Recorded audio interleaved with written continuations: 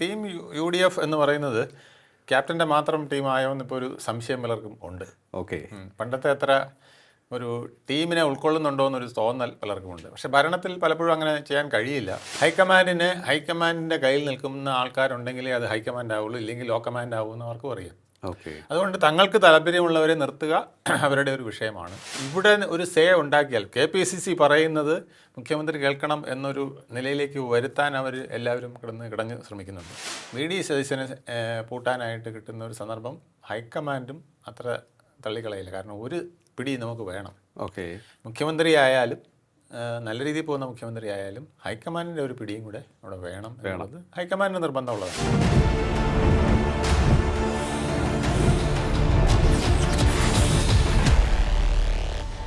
നമസ്കാരം. ടോക്കിംഗ് പോയിന്റിലേക്ക് സ്വാഗതം. VD സതീശൻ സർക്കാർ 50 ദിവസം പിന്നിടുമ്പോൾ നേട്ടങ്ങളുടെ കഥ പറയാനുണ്ട്.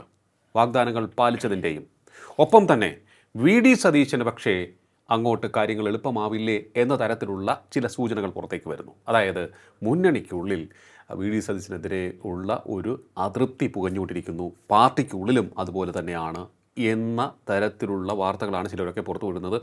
ഇത് ഏതെങ്കിലും തരത്തിൽ വിശ്വസിക്കാവുന്നതാണോ? ഇതിൽ ഏതെങ്കിലും തരത്തിലുള്ള പൊള്ളത്തരമുണ്ടോ കള്ളത്തരമുണ്ടോ നമുക്ക് പരിശോധിക്കാം. നമ്മോടൊപ്പം ചേരുന്നു രാഷ്ട്രീയ നിരീക്ഷകൻ അഡ്വക്കേറ്റ് വേണുഗോപാൽ MS. നമസ്കാരം. ടോക്കിംഗ് പോയിന്റിലേക്ക് സ്വാഗതം. നമസ്കാരം. ഇപ്പോൾ 10 വർഷത്തെ ഇടത് ഭരണത്തിന് ശേഷം UDFിലേക്ക് ജനങ്ങൾ തിരിഞ്ഞത് അത് എന്തുകൊണ്ടാണെന്ന് പ്രത്യേകിച്ച് പറയേണ്ടതില്ല. വലിയ പ്രതീക്ഷയോടുകൂടി തന്നെയാണ് അവർ അധികാരത്തിലേറ്റിയിരിക്കുന്നത്. പൊറുതിമുട്ടിയതിൻ്റെ പേരിൽ വോട്ട് എല്ലാവരും ചേർന്ന് ചെയ്ത് VD സതീശനും അതിലൊരു പങ്ക് വഹിക്കാനുണ്ട്. അങ്ങനെ VD സതീശൻ അധികാരത്തിൽ വരുന്നു. 50 ദിവസം കഴിയുന്നു. K മുരളീധരൻ എന്ന ആരോഗ്യമന്ത്രി പ്രോഗ്രസ് റിപ്പോർട്ട് പുറത്തേക്ക് വിടുന്നു. ഓപ്പറേഷൻ തൂഫാനുമായി ആഭ്യന്തരമന്ത്രി രമേശ് ചെന്നിത്തല നിറഞ്ഞു നിൽക്കുന്നു. VD സതീശൻ തന്നെ ഒട്ടേറെ തീരുമാനങ്ങളുമായി ശക്തമായി നയിച്ച് മുന്നോട്ട് പോകുന്നു. പക്ഷേ ഉള്ളിലെ കഥകൾ ഇങ്ങനെയല്ല എന്നൊക്കെയാണ് ചിലർ പറയുന്നത്. അത് ഏതെങ്കിലും തരത്തിൽ ഉള്ള അസൂയ കൊണ്ടാണോ അതോ അതിൽ വാസ്തവമുണ്ടോ? എന്താണ് അങ്ങയുടെ നിരീക്ഷണം? VD സതീശൻ ശക്തനായ ഒരു മുഖ്യമന്ത്രിയാണെന്നുള്ളത് ഇതിനകം തന്നെ തെളിയിച്ചു കഴിഞ്ഞു. ഇപ്പോൾ കോൺഗ്രസിനെ സംബന്ധിച്ചിടത്തോളം ശക്തനായ മുഖ്യമന്ത്രിയെ അവർക്ക് വലിയ താല്പര്യമില്ല. കാരണം ഘടകകക്ഷികൾ ഉൾപ്പെടെയുള്ളവർക്ക് ദുർബലനായ ഒരു മുഖ്യമന്ത്രി ആയാൽ നല്ലത്, ഇല്ലെങ്കിൽ സ്വല്പം മയമുള്ള ഒരു മുഖ്യമന്ത്രിയെങ്കിലും ആയാൽ നല്ലത്. ഓക്കെ, VD സതീശന് മയമുണ്ട്. VD സതീശൻ 3 in 1 ആണ്. ചില സന്ദർഭങ്ങളിൽ K കരുണാകരനാണ്, ചില സന്ദർഭങ്ങളിൽ മയമുള്ളൊരു ഉമ്മൻചാണ്ടിയാണ്, ചില സന്ദർഭങ്ങളിൽ ആദർശധീരനായ ഒരു AK ആന്റണിയായും മാറും. ഓക്കെ. അപ്പോൾ ഈ ഒരു 3 in 1 സ്റ്റൈലിലാണ് അദ്ദേഹം ഇതുവരെയുള്ള ഭരണം മുന്നോട്ട് കൊണ്ടുപോയിട്ടുള്ളത്. അപ്പോൾ അത് പലർക്കും എളുപ്പമെന്ന് തോന്നും. പക്ഷേ അടുത്ത് ചെല്ലുമ്പം ഈ അത്ര മയമുള്ളതായിട്ട് തോന്നുന്നില്ല. കരുണാകരൻ സ്റ്റൈലിൽ ചില വേലകളും എടുക്കും. ഓക്കെ. അപ്പോൾ അതുകൊണ്ട് ഈ ഘടകകക്ഷികളിൽ പ്രധാനിയായ മുസ്ലിം ലീഗിന് തന്നെ ചിലപ്പോൾ ചില കാര്യങ്ങളിലൊക്കെ അതൃപ്തിയുണ്ട്.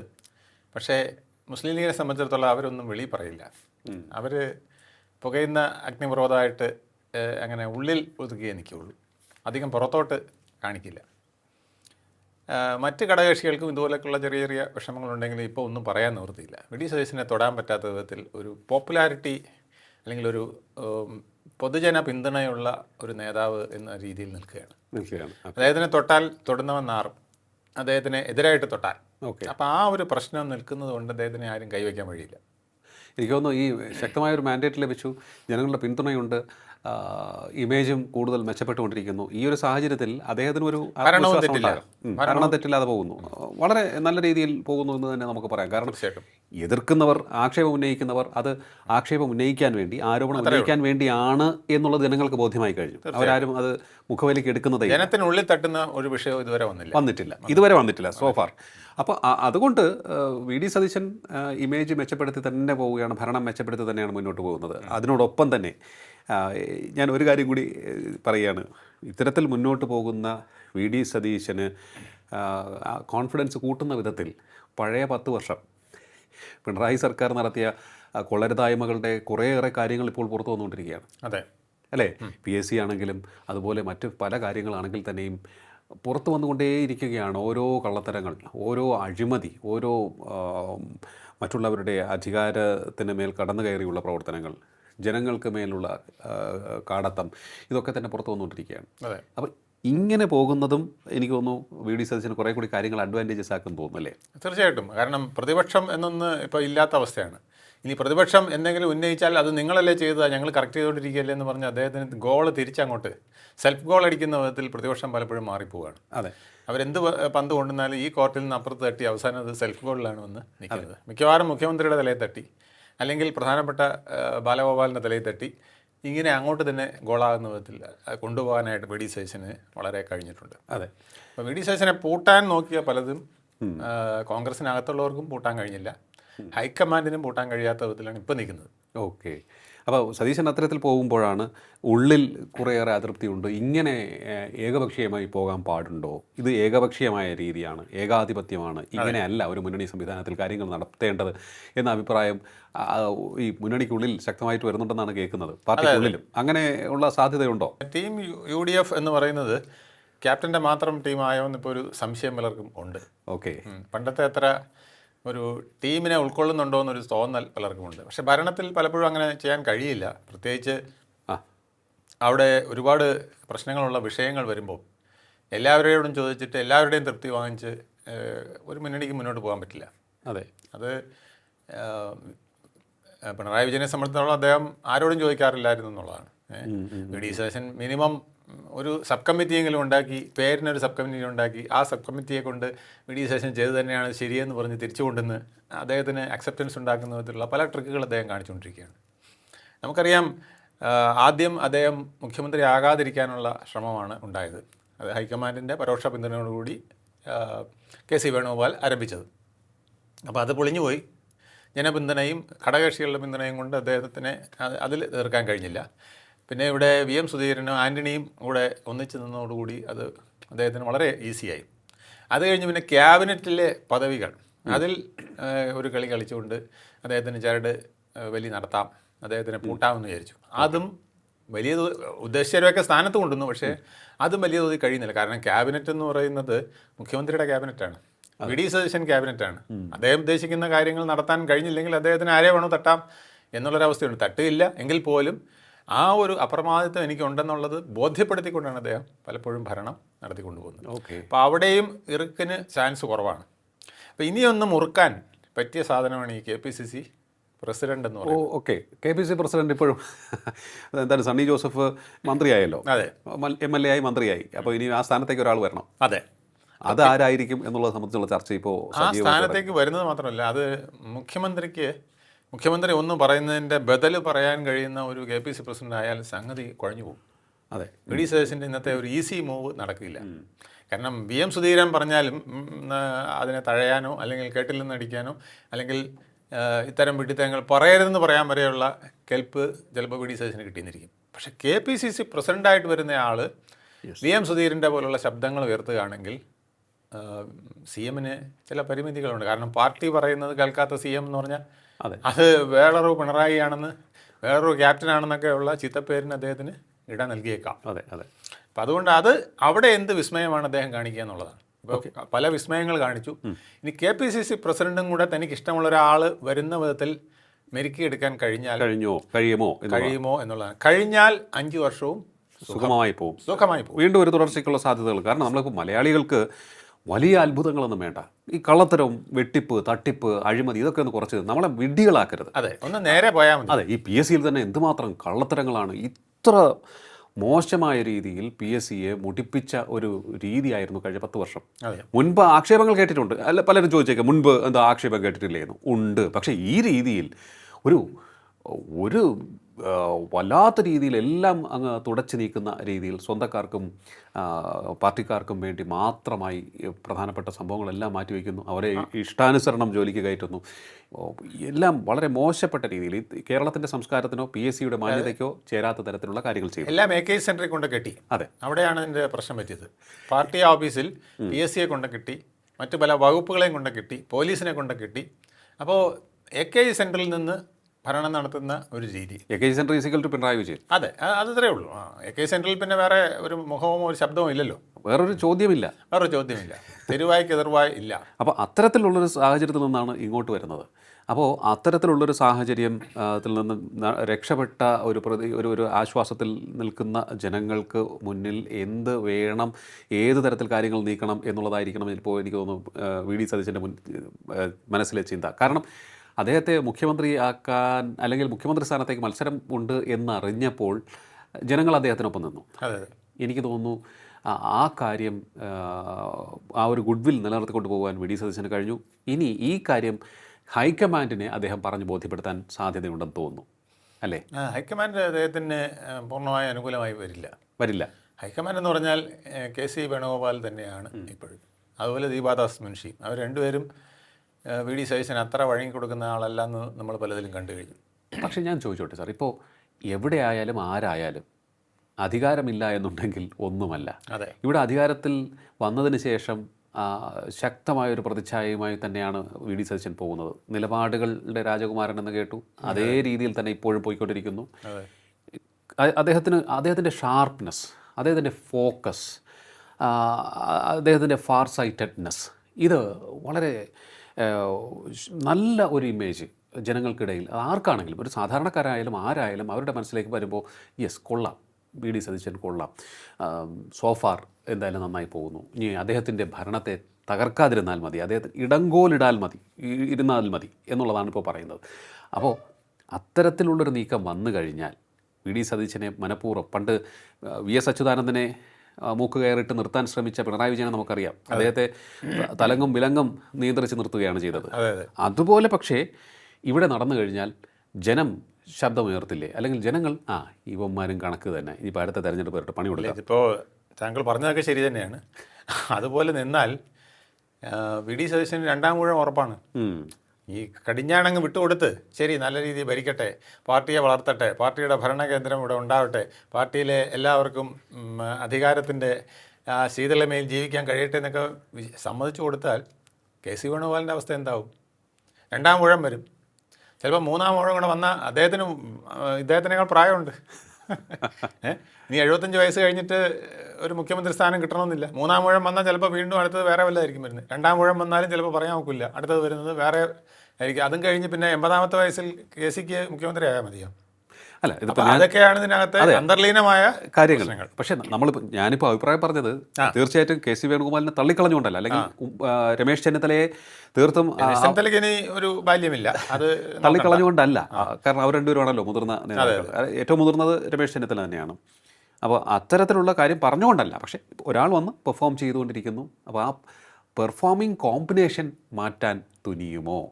അതായത് കോൺഗ്രസിൽ അങ്ങനെയൊന്നുമില്ല. നമ്മൾ രാജസ്ഥാനിൽ കണ്ടില്ലേ, ഗെലോട്ടിൻ്റെ അപ്രമാദിത്വം അവിടെ പൂർണ്ണമായിട്ട് നിലനിന്നു. അവിടെ തീർച്ചയായിട്ടും മറ്റാർക്കും ഒരു അപ്രമാദിത്വം കിട്ടിയില്ല എന്നതാണ് ഏറ്റവും വലിയ ദുഃഖം. പക്ഷേ അവിടെ അത്തരത്തിൽ ഉള്ള ഒരു കാര്യം നോക്കുകയാണ് എന്നുണ്ടെങ്കിൽ പുതുതായി വന്ന ആളിന് അവസരം കൊടുക്കണമായിരുന്നു എന്നാണ് ഇപ്പോൾ അഭിപ്രായം വരുന്നത്. അതെ, വൈകിപ്പോയില്ലേ? വൈകിപ്പോയത് കൊണ്ട് ഭരണം BJP ക്ക് പോയി. അതെ. അപ്പോൾ അത്തരത്തിലുള്ള കടുംപിടുത്തം പാടില്ല എന്ന് അവർ പഠിച്ചു കാണില്ലേ എന്നുള്ളതാണ് എൻ്റെ ചോദ്യം. ഇല്ല, പഠിച്ചിട്ടില്ല. അത് കർണാടകയിൽ നമ്മൾ കണ്ടല്ലോ. കർണാടകയിൽ ഇതേ കളി തന്നെയാണ് നടന്നുകൊണ്ടിരുന്നത്. പിന്നെ ഭാഗ്യത്തിന് വി ഡി സതീശൻ്റെ മെത്തേഡ് അവിടെ ശിവകുമാറും എടുത്തേക്കാം, ജനപിന്തുണ ഒന്ന് കാണിക്കാൻ ശ്രമിച്ചേക്കാം എന്ന് തോന്നിയുകൊണ്ടാണ് അധികാര കൈമാറ്റം അവിടെ നടന്നത്. ഇല്ലെങ്കിൽ അതും ഇതുപോലെ തന്നെ പ്രശ്നത്തിലായേനെ. അത് കോൺഗ്രസിനകത്ത് നിന്ന് മാറിക്കിട്ടാൻ സാധ്യത കുറവാണ്. ഹൈക്കമാൻഡിൻ്റെ കയ്യിൽ നിൽക്കുന്ന ആൾക്കാരുണ്ടെങ്കിലേ അത് ഹൈക്കമാൻഡ് ആവുള്ളൂ, ഇല്ലെങ്കിൽ ലോ കമാൻഡ് ആവുമെന്ന് അവർക്കും അറിയാം. അതുകൊണ്ട് തങ്ങൾക്ക് താല്പര്യമുള്ളവരെ നിർത്തുക അവരുടെ ഒരു വിഷയമാണ്. അപ്പോൾ അതിന് KPC പ്രസിഡന്റ് എന്ന് പറയുന്നത് KPC പ്രസിഡന്റ് മാത്രമല്ല. KPC പ്രസിഡന്റ് കഴിഞ്ഞാൽ അതിൻ്റെ വർക്കിംഗ് പ്രസിഡന്റുമാർ രണ്ടുപേര് തന്നെ ഇപ്പം AP അനിൽകുമാറും വിഷ്ണുനാഥും ഒക്കെ മാറിക്കഴിഞ്ഞ സ്ഥിതിക്ക് അവിടെ വീണ്ടും വർക്കിംഗ് പ്രസിഡന്റുമാരുടെ പോസ്റ്റ് വരുന്നു. ജനറൽ സെക്രട്ടറി പോസ്റ്റുകൾ വരുന്നു. അത് കഴിഞ്ഞ് ടൺ കണക്കിന് സെക്രട്ടറിമാരുണ്ട്. അവരുടെ പോസ്റ്റുകളിലേക്കൊക്കെ ഇപ്പോൾ പറയുന്നത് എന്താ, 1 റാങ്ക് 1 പോസ്റ്റ് എന്ന് പറയുന്ന പോലെ ഇവിടെ ഒരാൾക്ക് ഒരു പദവി എന്ന് പറഞ്ഞാണ് നിൽക്കുന്നത്. ഇത് ഈ തൊപ്പിക്കനുസരിച്ച് തലചെല്ലുന്ന പരിപാടിയാണ് അവിടെ നടന്നുകൊണ്ടിരിക്കുന്നത്. അപ്പോൾ ഇപ്പോൾ സ്ഥാനം കിട്ടാത്തവരെല്ലാം കൂടെ പറഞ്ഞത് എന്താ, ഒരാൾക്ക് ഒരു പദവി. ഒരാൾക്ക് ഒരു പദവിയാണെങ്കിൽ ഈ റോഡിൽ നിൽക്കുന്നവനെ കയറ്റാൻ പറ്റുള്ളൂ KPC പ്രസിഡൻ്റായിട്ട്. DCCമാരുടെ DCC DCC പ്രസിഡന്റുമാർ പുനഃസംഘടന ഒരു വിഷയം. മാറ്റം വരുന്നു. പിന്നെ OJ ജനീഷ് ഇപ്പോൾ യൂത്ത് കോൺഗ്രസിന്റെ പ്രസിഡന്റ് സ്ഥാനത്ത് നിന്ന് മാറിയേ പറ്റുള്ളൂ. കാരണം ഒരാൾക്ക് ഒരു സ്ഥാനം എന്ന് വന്നു കഴിഞ്ഞാൽ ഒരാൾക്കൊരു സ്ഥാനം. അപ്പോൾ അതും മാറിക്കൊടുക്കേണ്ടി വരും. അപ്പോൾ അവിടെയും വരുന്നു. അപ്പോൾ പാർട്ടിയിൽ പൂർണ്ണമായും പിടിച്ചടക്കാനുള്ള ഒരു സന്ദർഭം KC വേണുഗോപാലിന് കിട്ടാൻ പോവുകയാണ് ഇപ്പോൾ. Okay, one person one rank അല്ലെങ്കിൽ വൺ പേഴ്സൺ വൺ പൊസിഷൻ എന്നുള്ളത് വന്നു കഴിഞ്ഞാൽ വരും. അപ്പോൾ അതാണ് അവരുടെ ഒരു രീതി. പക്ഷേ ഞാൻ ചോദിച്ചോട്ടെ, രീതിയല്ല, അത് പറയപ്പെടുന്ന രീതി, ഇപ്പൊ പറയപ്പെടുന്ന. കാരണം ഇതൊന്നും കോൺഗ്രസിൽ ഒരിക്കലും ഇല്ല. എത്ര പദവി വേണോ ആളുകൾക്ക് വഹിക്കാവുന്നതേ ഉള്ളൂ. അപ്പോൾ ഹൈക്കമാൻഡ് ഈ ഒരു സാഹചര്യത്തിൽ KC വേണുഗോപാൽ പറയുന്നത് മാത്രം കേട്ട് KPCC പ്രസിഡന്റിനെ തീരുമാനിക്കുമോ, അതോ അതിൽ ആരുടെയൊക്കെ നിർണായകമായിരിക്കും? ഏതൊക്കെ നേതാക്കളുടെ? അതിൽ ഹൈക്കമാൻഡിൽ നിന്നുള്ള ആൾക്കാരുടെ ആയിരിക്കും പ്രധാനം. അത് മല്ലികാർജുന ഖാർഗെ ആയാലും KC വേണുഗോപാൽ ആയാലും ദീപാദാസ് മുൻഷി ആയാലും ഒക്കെ ഒറ്റക്കെട്ടായിട്ട് നിൽക്കും. അപ്പോൾ അത് ആരെ കാണുന്നു അനുകൂലമെന്നുള്ളത് പ്രധാന ഘടകമാണ്. പക്ഷേ സാർ, പിന്നെ അന്ന് അവർ ഒറ്റക്കെട്ടായി നിന്നു, പക്ഷെ അത് വിലപ്പോയില്ല. അല്ല, അത് മുഖ്യമന്ത്രി സ്ഥാനത്തേക്കാണ്. KPCC പ്രസിഡന്റിന്റെ കാര്യത്തിൽ നാട്ടുകാർക്ക് എന്ത് കാര്യം? ജനഹിതവും അഭിപ്രായമൊക്കെ മുഖ്യമന്ത്രിയുടെ പദവിയിലേക്ക് പ്രധാനമാണ്. KPCC പ്രസിഡന്റ് കാര്യം ഞങ്ങൾ തീരുമാനിക്കുക, അതൊന്നും നിങ്ങൾ ഇടപെടണ്ട എന്ന് വരും. അത് ഹൈക്കമാൻഡ് തീർച്ചയായിട്ടും അതങ്ങനെ വിട്ടുകൊടുക്കാൻ വഴിയില്ല. അപ്പോൾ ആ ഒരു പ്രശ്നം അവിടെ നിൽക്കുന്നു. എനിക്ക് മാത്രമല്ല, ഒരു ഡസനോളം പേര് ക്യൂവിലാണ്. കൊടിക്കുന്നിൽ സുരേഷ് മുതൽ അവിടുത്തെ ചീഫ് വിപ്പായിരിക്കുന്ന, ലോക്സഭയിലെ ചീഫ് വിപ്പായിരിക്കുന്ന കൊടിക്കുന്നിൽ സുരേഷ് മുതൽ, അദ്ദേഹം ലീഡർ ഓഫ് ഓപ്പോസിഷൻ വരെ ആകണമെന്ന് ആഗ്രഹിച്ച ആളാണ്. 8 പ്രാവശ്യം താനിങ്ങനെ ജയിച്ചു വന്ന ആളാണ്. അതുകൊണ്ട് എന്നെ തന്നെ ആക്കണം.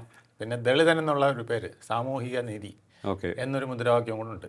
അപ്പോൾ ആദ്യം എനിക്ക് തോന്നുന്നത് VD സതീശൻ ആ ഒരു ആയുധം എടുത്ത് പ്രയോഗിക്കാമെന്ന് വിചാരിച്ചതാണ്. സുധീരനും AK ആന്റണിക്കും VD സതീശനും താല്പര്യമുള്ള ഒരാളെന്നുള്ള നിലയ്ക്ക് കൊടിക്കുന്നിൽ സുരേഷിന് ഒരു സേ ഉണ്ടാവാൻ സാധ്യത വന്നതാണ്. അതിപ്പോഴും നിലനിൽപ്പുണ്ട്. പക്ഷേ ഈ പദവി, ഒറ്റപ്പദവി എന്നുള്ളൊരു പൊസിഷൻ അവിടെ വരുമ്പോൾ, പിന്നെ രണ്ടാമത്തെ കാര്യം, സഭകൾക്ക് അനുകൂലമായിട്ടുള്ള ഒന്നും ഇവിടെ വലിയ പോസ്റ്റുകളൊന്നും കിട്ടിയിട്ടില്ല. മന്ത്രിസഭയിലായാലും UDFിലായാലും ഞങ്ങൾക്ക് അർഹമായ സ്ഥാനം കിട്ടിയിട്ടില്ല എന്ന് പറയുമ്പോൾ ജോസഫ് വാഴക്കിൻ്റെ പേരും അതുപോലെ തന്നെ മാത്യു കുഴൽനാടൻ്റെ പേരും. മാത്യു കുഴൽനാടനാണ് കൂടുതൽ സാധ്യത. ഹൈക്കമാൻഡ് ആ വിധത്തിൽ നിന്നാൽ KC വേണുഗോപാലിന് ഏറ്റവും പ്രിയപ്പെട്ട ആൾ മാത്യു കുഴൽനാടാണ്. അപ്പോൾ കുഴൽനാടൻ KPCC പ്രസിഡന്റായി വന്നാൽ എങ്ങനെ? അപ്പം ബെന്നി ബെഹനാനുണ്ട്, ആന്റോ ആന്റണി ഉണ്ട്. അതാ ഞാൻ പറഞ്ഞു, ഒരു ഡസൻ വരികയാണ്. പിന്നെ ശിവകുമാറുണ്ട്, VS ശിവകുമാർ രംഗത്തുണ്ട്. VS ശിവകുമാർ പറയുന്നത്, എനിക്ക് മത്സരിച്ച് ജയിക്കാൻ പറ്റി ഒരു മന്ത്രിയാകാവുന്ന പദവി ഇപ്പം CP ജോണിന് തിരുവനന്തപുരം സെൻട്രൽ കൊടുത്ത് നിങ്ങൾ കളഞ്ഞു, എന്നിട്ട് എന്നെ പിടിച്ച് നാടാർ ക്രിസ്ത്യൻ ജയിക്കുന്ന സ്ഥലത്ത് കൊണ്ടുവന്ന് ഇട്ടു. ശബരിനാഥിന് പോലും വേണ്ടാത്ത ഒരു സീറ്റിൽ എന്നെ കൊണ്ടിട്ടിട്ട് എന്നെ അവിടെ ഇട്ട് തോപ്പിച്ചു. അപ്പോൾ അതുകൊണ്ട് എനിക്ക് KPCC പ്രസിഡന്റ് ആവണം. പക്ഷേ അദ്ദേഹത്തിന് ഭാവിയിൽ തിരിച്ചറിയാവുന്ന ചില കാര്യങ്ങളൊക്കെ തന്നെ ഉണ്ടല്ലോ, മുൻകാലത്ത് മന്ത്രിയായിരുന്ന സമയത്ത് ഉണ്ടായിട്ടുള്ള ചില. അല്ല, അത് KPCC പ്രസിഡന്റിൽ അതൊന്നും പ്രശ്നമില്ല. അപ്പോൾ KPCC പ്രസിഡന്റ് ആയാൽ അത്രയും ഒരു പ്രൊട്ടക്ഷൻ ആയില്ലേ, ഗവൺമെൻറ് ഒരു സപ്പോർട്ടും കൂടെ അതിൽ കിട്ടാമല്ലോ എന്നൊക്കെ അദ്ദേഹത്തിന് താല്പര്യമുണ്ട്. ഒരാളെന്ന് പറയുന്നത് രാജ്മോഹൻ ഉണ്ണിത്താനാണ്. രാജ്മോഹൻ ഉണ്ണിത്താൻ ഇപ്പോൾ ഒരു മതേതര ജാതി വിരുദ്ധനായി മാറിയിരിക്കുകയാണ്. ജാതിയും മതവും ഒന്നും നോക്കരുത് KPCC പ്രസിഡന്റ് ആക്കുമ്പം, എന്നെ തന്നെ ആക്കണോ എന്ന് വെച്ചാൽ VD സതീശൻ ഒരു മേനോനാണല്ലോ, അദ്ദേഹം സ്വയം പ്രഖ്യാപിത മേനോനാണ്. അപ്പോൾ പിന്നെ ഒരു നായർ വീണ്ടും KPCC പ്രസിഡന്റ് സ്ഥാനത്തും കൂടെ വന്നു കഴിഞ്ഞാൽ ശരിയാകത്തില്ല. അതുകൊണ്ട് രാജ്മോഹൻ ഉണ്ണിത്താൻ അതിലും ഒരു പിടിയിട്ടിട്ടുണ്ട്. അവിടെ ജാതിയും മതവും നോക്കരുത്, എന്നെ പിടിച്ചാക്കണം. കഴിവാണ് പ്രധാനം, മികവാണ് പ്രധാനം, സീനിയോറിറ്റിയാണ് പ്രധാനം. ഇതൊക്കെയാണ് രാജ്മോഹൻ. അത് ഓരോരുത്തരും അവരവരുടെ തൊപ്പിക്ക് തലയ്ക്ക് പറ്റിയ തൊപ്പിയായിട്ട് KPCC പ്രസിഡന്റ് സ്ഥാനത്തേക്ക് മത്സരിക്കാൻ ആയിക്കൊണ്ടിരിക്കുകയാണ്. ഈവൻ ശരത്ചന്ദ്ര പ്രസാദും നമ്മുടെ ഇദ്ദേഹം ഉണ്ടല്ലോ, നമ്മുടെ MM ഹസൻ പോലും വലിയ കുഴപ്പമില്ലെങ്കിൽ ഞാനായി കളയാം എന്ന് വിചാരിക്കുന്നുണ്ടെന്നാണ് പറഞ്ഞത്. അത് ശരി. അപ്പോൾ അത് ആളുകളുടെ എണ്ണത്തിനൊന്നും കുറവില്ല, ഇഷ്ടംപോലെ പേരുണ്ട്. അവർക്കൊക്കെ പറയാൻ ഒരുപാട് യോഗ്യതകളും ഉണ്ട്. അത് സ്വാഭാവികം. ഇപ്പോൾ വൈസ് പ്രസിഡന്റ് എന്നുള്ള നിലയ്ക്ക് പിന്നെ വാഴക്കന് വലിയ പ്രാധാന്യമുണ്ട്. ജോസഫ് വാഴക്കന് വൈസ് പ്രസിഡന്റായിട്ട് ഇപ്പം നിലവിലെ വൈസ് പ്രസിഡന്റാണ്. വർക്കിംഗ് പ്രസിഡന്റായിട്ട് പ്രവർത്തിച്ചിട്ടുണ്ടെന്നുള്ളത് കൊടിക്കുന്നിലിനും ഒരു പോയിന്റാണ്. പക്ഷേ മറ്റ് പദവികളൊന്നുമില്ല എന്നുള്ളതാണ് വാഴക്കനെ സംബന്ധിച്ചിടത്തോളം ഗുണകരമാകുന്നത്. അപ്പോൾ ഇതിൽ KC വേണുഗോപാലിന് ഇഷ്ടം ആരെയാണ് എന്നെങ്കിലും? തീർച്ചയായിട്ടും മാത്യു കുഴൽനാടനായിരിക്കും ഒന്നാം സ്ഥാനം. പിന്നെ ഒരു യുവാവെന്ന് പറഞ്ഞാൽ ഒരു മധ്യ വയസ്കിൽ നിൽക്കുന്ന ഒരു ഭാവിയുള്ള ഒരു ആൾ പിന്നെ തെറ്റില്ലാത്ത രീതിയിൽ സംസാരിക്കുകയും ഇച്ചിരി കളങ്കമില്ലാത്ത ഇതുവരെ ചീത്തപ്പേരൊന്നും കേൾപ്പിക്കാത്ത ഒരാൾ എന്നൊക്കെ നിലയിൽ മാത്യു കുഴൽനാടന് റോള് കിട്ടാൻ സാധ്യതയുണ്ട്. ഓക്കെ. പക്ഷേ കൊടിക്കുന്നിൽ സുരേഷ് നേരെ പിടിച്ചു കഴിഞ്ഞാൽ വി.ഡി. സതീശനും സപ്പോർട്ട് ചെയ്താൽ എ.കെ. ആന്റണി തീർച്ചയായിട്ടും സപ്പോർട്ട് ചെയ്യും കൊടിക്കുന്നിൽ. അങ്ങനെയാണെങ്കിൽ വി.ഡി. സതീശൻ വീണ്ടും കൊടിക്കുന്നിലൂടെ ഒരു വിസ്മയം കാണിച്ചുകൂടായില്ല. കുറച്ച് നാൾ കഴിയുമ്പോൾ കൊടിക്കുന്നിലെ പതുക്കെ വി.ഡി. സതീശൻ കൈക്കലാക്കി കഴിഞ്ഞാൽ. അല്ല സാർ പറഞ്ഞത് ശരിയാണ്. എ.കെ. ആന്റണി മുതിർന്ന നേതാവ്, അദ്ദേഹത്തിൻ്റെ വാക്കിന് വലിയ വില അവിടെ ലഭിക്കും, വലിയ സ്ഥാനമായിരിക്കും ആ വാക്കിന് കിട്ടുക എന്നുള്ളതാണ് എൻ്റെ ഒരു മനസ്സ് പറയുന്നത്. പക്ഷെ അത് ഹൈക്കമാൻഡിന് സമാന്തരമായിരിക്കും, അതാണ് ഒരു പ്രശ്നം. സോണിയയുടെ മനം എങ്ങനെ എന്നുള്ളത് എന്നറിഞ്ഞതിന് ശേഷം മാത്രമേ പറയൂ. ആന്റണിയുടെ വാക്കിൽ പ്രതിഫലിക്കും. അതെ, എന്ത് പറയും അല്ലേ? അതെ, അതിന് വലിയ ഉണ്ട്. പിന്നെ തീരെ തല്ലിപ്പൊളിയായി ഇവിടെ പാർട്ടി പോകുന്ന കേസ് വന്നാൽ മാത്രമേ ആന്റണി, അങ്ങനെ അല്ലാതെ ഇത് ആയാൽ നല്ലതല്ലേ എന്ന് ചോദിക്കുന്ന ഒരു സന്ദർഭം വരും. ആന്റണി സുധീരനൊക്കെ തന്നെ ഈ മുഖ്യമന്ത്രി ആര് എന്നുള്ളത് തിരഞ്ഞെടുക്കുന്ന സമയത്ത് ജനവികാരം മാനിക്കണമെന്ന് പറഞ്ഞിരുന്നു. തീർച്ചയായിട്ടും അല്ലേ? അതെ. അല്ല, അവർക്കെല്ലാം വി.ഡി. സതീശൻ വരണമെന്ന് ആഗ്രഹം ഉണ്ടായിരുന്നു. കെ.സി. വേണുഗോപാൽ വരരുതെന്ന് ആഗ്രഹം ഉണ്ടായിരുന്നു. അതൊക്കെയാണ് ഇതിനകത്തെ കാര്യങ്ങൾ. ഇപ്പം മുല്ലപ്പള്ളി രാമചന്ദ്രനാകട്ടെ, കെ മുരളീധരനാകട്ടെ, അവരും ഇതിനൊക്കെ മറുപടി കൂട്ടിക്കൊണ്ടിരിക്കുകയാണ്. കാരണം അവരിപ്പം KPC പ്രസിഡന്റ് സ്ഥാനത്തേക്ക് അല്ലെങ്കിലും വർക്കിംഗ് പ്രസിഡന്റ്, അതുപോലെ തന്നെ സെക്രട്ടറിമാർ, പിന്നെ DCCകളിൽ വരുന്ന പദവികൾ, ഇതിലൊക്കെ അവർക്ക് താല്പര്യമുണ്ട്. കാരണം ഇവിടെ ഒരു ഉണ്ടാക്കിയാൽ KPCC പറയുന്നത് മുഖ്യമന്ത്രി കേൾക്കണം എന്നൊരു നിലയിലേക്ക് വരുത്താൻ അവർ എല്ലാവരും കിടഞ്ഞ് ശ്രമിക്കുന്നുണ്ട്. പിന്നെ രമേശ് ചെന്നിത്തലയും പുറകോട്ടൊന്നും പോവില്ല. അദ്ദേഹവും അല്ല, ഈ കേസിൽ എനിക്ക് തോന്നുന്നു മറ്റേ കെ സുധാകരനും KC വേണുഗോപാലിനൊപ്പം നിൽക്കും. അതെ, അത് സാധ്യതയുണ്ട്. KPC പ്രസിഡന്റ് ആരാകാം, അദ്ദേഹത്തിന് ഇപ്പോൾ ഒരു പവർ കുറഞ്ഞ പോലെ ഒരു ഇത് കാണുന്നു. പ്രായത്തിൻ്റെയും അസുഖത്തിൻ്റെയും ഒക്കെ തന്നെ അതിൻ്റെ ഒരു പ്രശ്നം അദ്ദേഹത്തിനെ അലട്ടുന്നുണ്ട്. അതുകൊണ്ട് KCക്ക് സപ്പോർട്ട് കൊടുത്തേക്കാം. പക്ഷെ എന്നാലും അത് എത്രത്തോളം KCക്ക് ഗുണകരമാകുമെന്ന് അറിഞ്ഞുകൂടാ. ഓക്കെ. പക്ഷെ KCയുടെ ശക്തി എന്ന് പറയുന്നത് ഹൈക്കമാൻഡ് ശക്തി തന്നെയാണ്. അത് ശരി. രാഹുൽ ഗാന്ധി, മല്ലികാർജ്ജുന ഖാർഗെ, ദീപാദാസ് മുൻഷി, പിന്നെ ഇവിടെ നിർണായക ഘട്ടത്തിൽ A.K. ആന്റണിയും അനുകൂലമായി നിന്നാൽ KC പറയുന്ന കാര്യത്തിലേക്ക് വരാം. പക്ഷേ സഭകളുടെ ഒരു പ്രശ്നം അവിടെ നിൽപ്പുണ്ട്. അതാണ് വാഴയ്ക്കനും ഒക്കെ ഗുണകരമായ ബെന്നി ബെഹനാനോ ആൻഡോ ആന്റണിക്കും ഒക്കെ ഗുണകരമാകാൻ സാധ്യത. ഓക്കെ, എനിക്ക് തോന്നുന്നു ആൻഡോ ആന്റണി, ബെന്നി ബെഹനാൻ, ജോസഫ് വാഴയ്ക്കൻ, അതിൽ കൂടുതൽ ബെന്നി ബെഹനാനും ആൻഡോ ആന്റണിക്കും സാധ്യത കൂടുതലാണ് സഭകളുടെ ഒരു തൃപ്തിക്ക് വേണ്ടിയിട്ട്. ഓക്കെ, അപ്പോൾ എല്ലാവരെയും തൃപ്തിപ്പെടുത്തിക്കൊണ്ട് വേണമല്ലോ അബു ജോസഫ് ഇപ്പോൾ പറഞ്ഞുകൊണ്ട് നടക്കുന്നത്. സീറോ മലബാർ സഭ നേരെ നിന്നാൽ നമ്മൾ സീറോയിൽ നിന്നും ഹീറോയായി മാറും, 0-ൽ നിന്നും 100-ലേക്ക് എത്താം എന്നൊക്കെ അദ്ദേഹം പലയിടത്തും പ്രസംഗിച്ചുകൊണ്ട് നടക്കുന്നുണ്ട്. അത് ശരി. അപ്പോൾ സീറോ മലബാറിന് സീറോ ആവാതിരിക്കാൻ KPC പ്രസിഡന്റ് ഒരു നിർണായകമാണ്. കറക്റ്റ്. ഇത്തരം കാര്യങ്ങളൊക്കെ അതിനകത്ത് അന്തർലീനമാണ്. ഓക്കെ.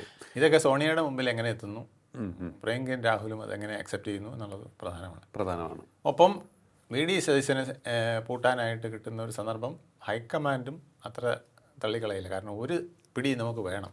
ഓക്കെ. മുഖ്യമന്ത്രി ആയാലും നല്ല രീതിയിൽ പോകുന്ന മുഖ്യമന്ത്രി ആയാലും ഹൈക്കമാൻഡിൻ്റെ ഒരു പിടിയും കൂടെ അവിടെ വേണം എന്നുള്ളത് ഹൈക്കമാൻഡിന് നിർബന്ധമുള്ളതാണ്. പാർട്ടിക്ക് വിധേയനായിരിക്കണം. തീർച്ചയായിട്ടും അതാണ് ഉദ്ദേശിക്കുന്നത്.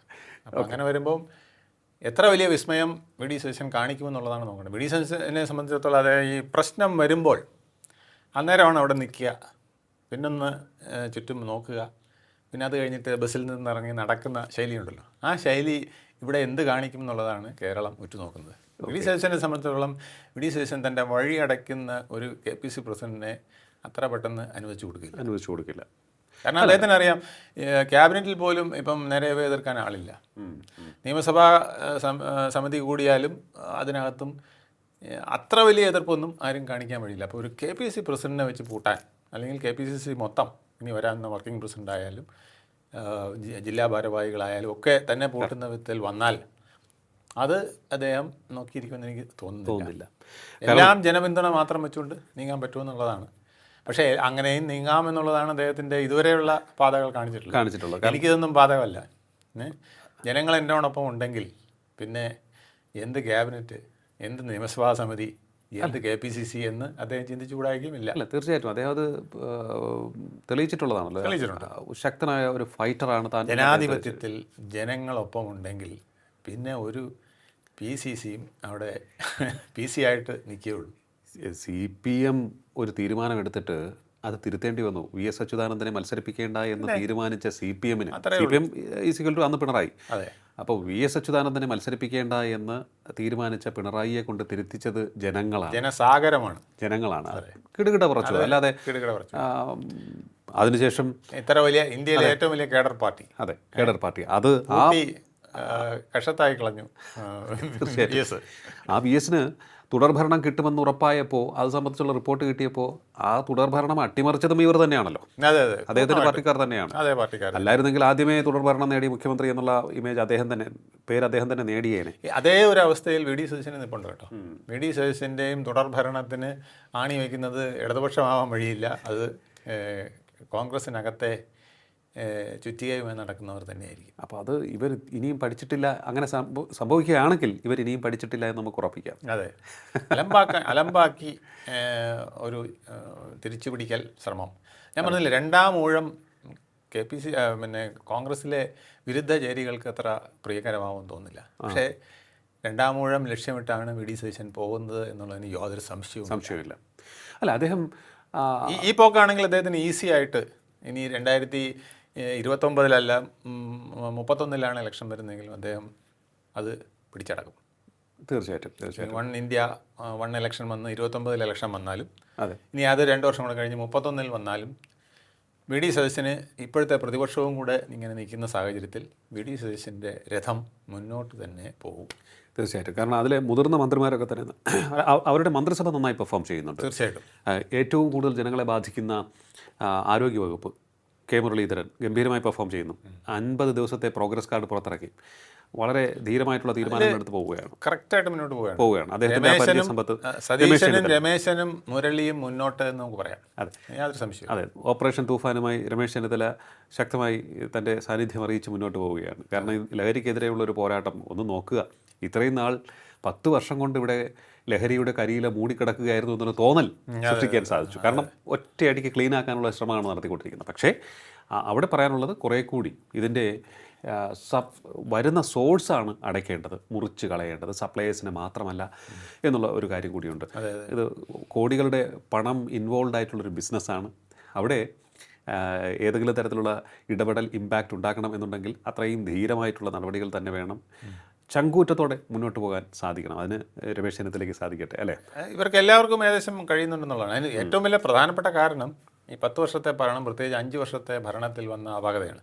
നമ്മൾ ഈ പവർ കട്ടും കറണ്ടും ഒക്കെ പോയി വീട്ടിനകത്ത് ആവിയെടുത്തിങ്ങനെ കിടക്കുമ്പം ഈ പാളവിശറി വന്ന് വീശിയാലും നമുക്ക് തോന്നും അത് വലിയൊരു സുഖമാണെന്ന്. അതെ, അതാണ് ഇപ്പോൾ ഇവർക്ക് കിട്ടിയിരിക്കുന്ന ഒരു അനുഗ്രഹം. VD സതീശൻ ആൻഡ് ടീമിന് പാളവിശറി കൊണ്ട് വീശിയാലും ഇത് ഫാനിനേക്കാൾ മികച്ചതാണെന്ന് തോന്നുന്ന ഒരു സാഹചര്യം ഉണ്ട്. അവിടെ അപ്പുറത്തെ ചേരിയിൽ ഇതുവരെ ആരാണ് തോൽവിയുടെ ഉത്തരവാദി എന്ന് ഇതുവരെ അത് പറഞ്ഞ് തീരുമാനമായിട്ടില്ല. ജനങ്ങൾക്ക് ബോധ്യമായി ആരാണ് തോൽപ്പിച്ചത്. അത് ഏത് വഴിപോക്കനും പറയും താൻ കാരണമല്ലേ തോറ്റെന്ന് ചോദിക്കും. പക്ഷേ അവിടെ ചോദ്യം തീർന്നില്ല. നമ്മളാണോ നിങ്ങളാണോ എന്ന ചോദ്യത്തിൽ അണികളാണോ, പാർട്ടി പ്രവർത്തകരാണോ, അതോ സ്റ്റേറ്റ് കമ്മിറ്റിയാണോ, അതോ പോളിറ്റ് ബ്യൂറോ ആണോ, അതോ ഇതിൻ്റെ എല്ലാ നായകനായ ക്യാപ്റ്റനാണോ എന്ന് ഇപ്പോഴും ചോദിച്ചുകൊണ്ടിരിക്കുന്നത്. ചോദ്യം ഇപ്പോഴും തീരുന്നില്ല. അത് ഈ 5 വർഷവും ഈ ചോദിച്ചുകൊണ്ടിരിക്കാനേ സാധ്യതയുള്ളൂ.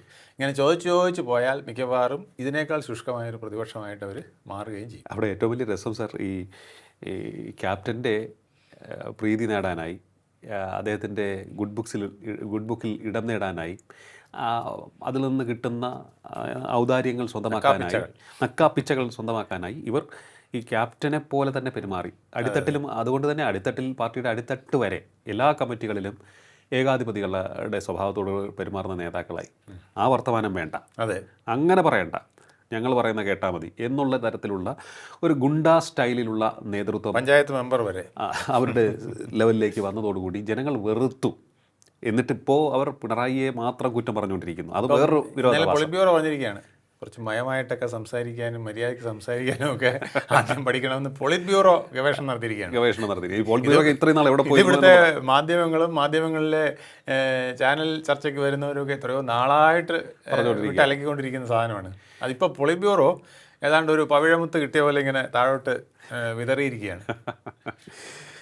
എന്തായാലും വി ഡി സതീശൻ എന്ന മുഖ്യമന്ത്രിയും അദ്ദേഹത്തിൻ്റെ ടീമും ഭരണം ശക്തമായി മുന്നോട്ട് കൊണ്ടുപോകുന്നു. പക്ഷേ അവിടെ ക്യാമ്പിനുള്ളിൽ UDF ക്യാമ്പിനുള്ളിലും കോൺഗ്രസ് കൂടാരത്തിനുള്ളിലും കാര്യങ്ങൾ അത്ര പന്തിയല്ല. അവിടെ ചില കാര്യങ്ങളൊക്കെ തീരുമാനിച്ചുകൊണ്ടിരിക്കുന്നു. വി ഡി സതീശനെ ഒന്ന് നിയന്ത്രിച്ച് നിർത്തണം, അതിനുവേണ്ടി KPCC പ്രസിഡന്റ് സ്ഥാനത്തേക്ക് അദ്ദേഹത്തെ മെരുക്കാൻ പ്രാപ്തനായ ഒരു നേതാവിനെ കൊണ്ടുവരണം എന്ന ഒരു തീരുമാനത്തിലൂടെയാണ് കാര്യങ്ങൾ നീക്കുന്നത് എന്നാണ് ഇപ്പോൾ കേൾക്കുന്നത്. ഇത് എത്രത്തോളം സത്യമുണ്ടെന്നറിയില്ല.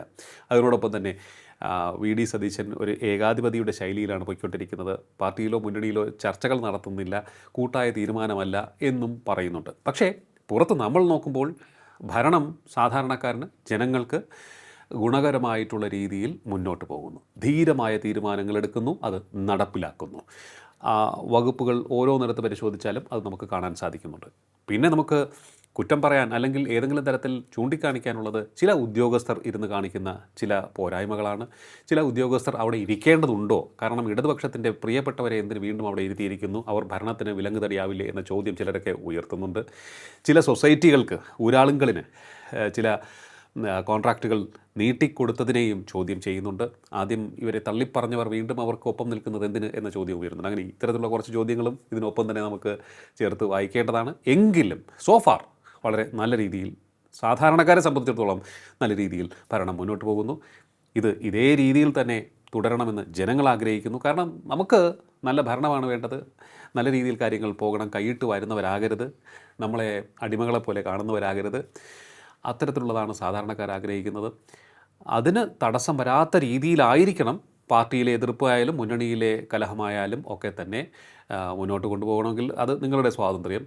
അത് പരിഹരിച്ച് പോകുമ്പോഴാണെങ്കിൽ തന്നെയും അതിൻ്റെ ഫോർമുല ഉരുത്തിരിയേണ്ടത് ഭരണത്തെ ഡിസ്റ്റർബ് ചെയ്യാത്ത വിധത്തിലായിരിക്കണം എന്നുള്ളത് മാത്രമാണ് മുന്നോട്ട് വയ്ക്കാനുള്ള ഒരു നിർദ്ദേശം. വളരെയധികം നന്ദി സാർ, ഇത്ര സമയം ടോക്കിംഗ് പോയിൻറ്റുമായി സംസാരിച്ചത്. നമസ്കാരം. ടോക്കിംഗ് പോയിൻ്റ് ഈ അധ്യായം ഇവിടെ പൂർണ്ണമാകുന്നു. ഇനി അടുത്ത എപ്പിസോഡിൽ കാണാം. നമസ്കാരം.